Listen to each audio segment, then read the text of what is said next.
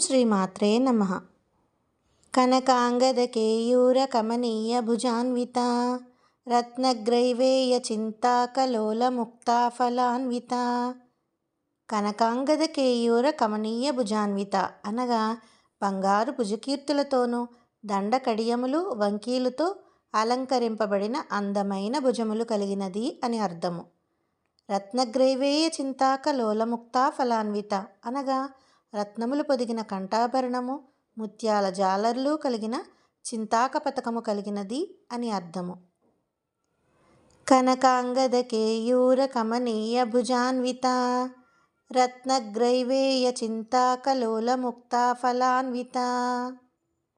కనకాంగదకేయూర కమనీయ భుజాన్విత రత్నగ్రైవేయ చింతాకలోల ముక్తాఫలాన్విత.